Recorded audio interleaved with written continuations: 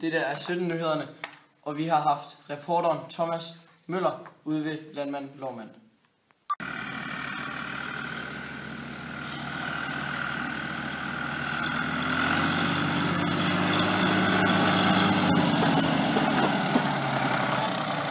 Goddag Tinus, vi står herude på marken med Landmand Lovmand, og du ser det ud til at være halvskrab til at køre den der traktor der. Jamen, jeg har også kørt det siden over Bette Knæ. Du står med en John Deere trøje på, men du kører i sport. Jamen, John Deere, det kører altså bedst, vil jeg sige, men det skulle jeg ret råd til, vil jeg sige. Nå, så Lovmand, hvor meget jord har du så? Jeg har der 300 stykker. 300 hektar? Nej, tønder land. På sådan en traktor der, er det måske en mulighed, at vi kunne få lov at komme op og se kostbiler på den? Det kunne jeg godt lide. Nå Simon, du har lovet, du vil fortælle lidt ting om førerhus her. Jamen det kan jeg snøde. Herovre, der har vi døroplukker. Den kan også oplukke nogle andre ting, hvis det står sådan lidt igen. Og så her, der har vi den til frontlæsser derude. Den kan bære nogle gode sager hjem en gang imellem. Dæk der, de er satan, det er sådan nogle græs. Kan vi få en snak? Nej. Jeg kan så forstå på dig, at du kender Landmand Lovmand. Jamen det gør jeg da. Han er sgu en flink fyr her i nabolag.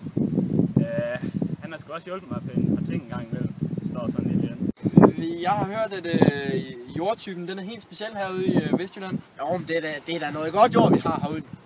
Den jyskheden, den præger den altså lidt. Det vil jeg sgu sige.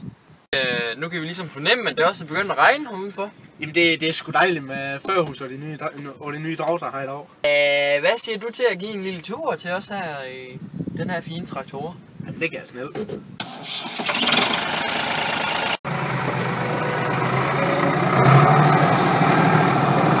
Ja, det er jo grov som den her traktor, den larmer. Det er bare fordi det er en lidt ældre model, vil jeg sige.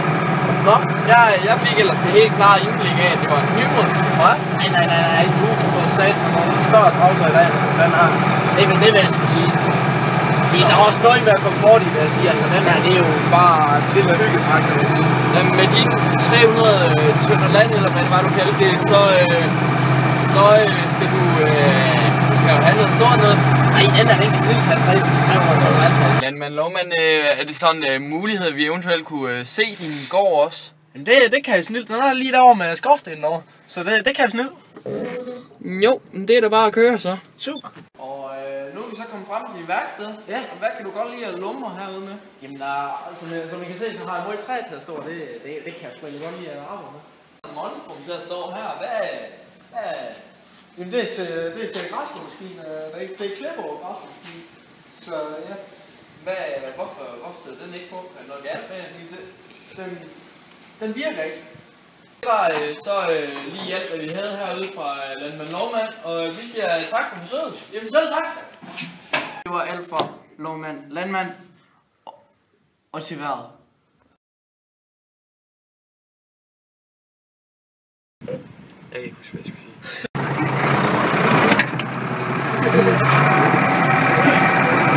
Okay, prøv lige at tage den lige.